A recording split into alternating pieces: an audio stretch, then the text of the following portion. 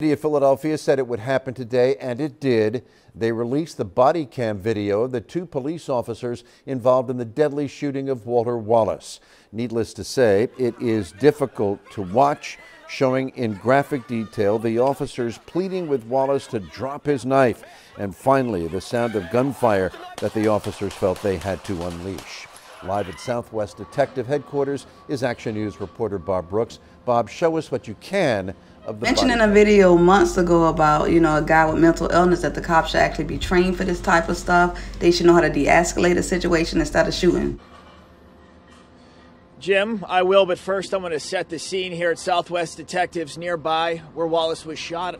Take a look behind me here. They have barricaded this area in the building off, preparing for any potential unrest after this video airs. We've seen a lot of police officers getting on buses, going out into the city. But now, let's see that video. Here's the footage from the officer who approached Wallace's door. What's going on? And it instantly escalates. Put the knife down now!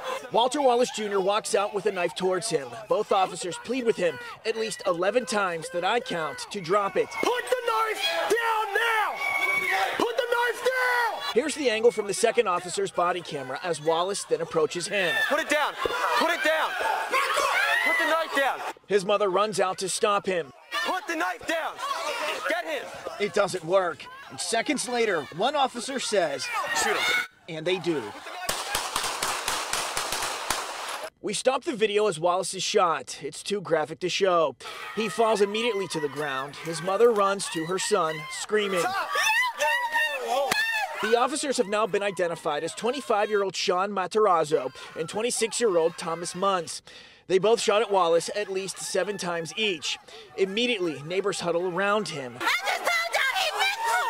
The officer approached the door, runs to his car in an attempt to get Wallace to the hospital.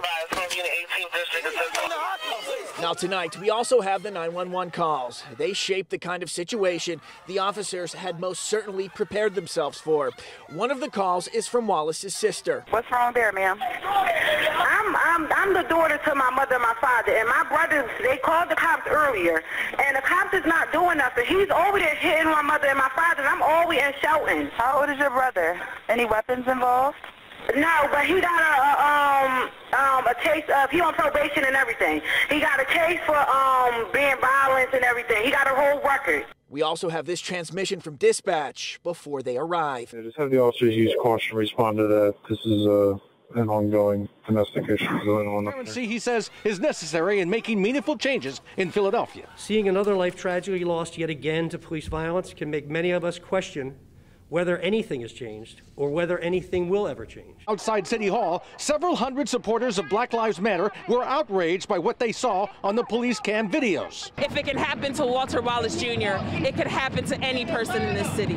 For his part, District Attorney Larry Krasner would not say if he has impaneled a grand jury as part of his investigation. The city today also announced changes now underway or coming soon, such as incident de-escalation training for police, new training for dispatchers, and a joint effort with the Department of Behavioral Health to better coordinate response from crisis intervention teams or CIT officers.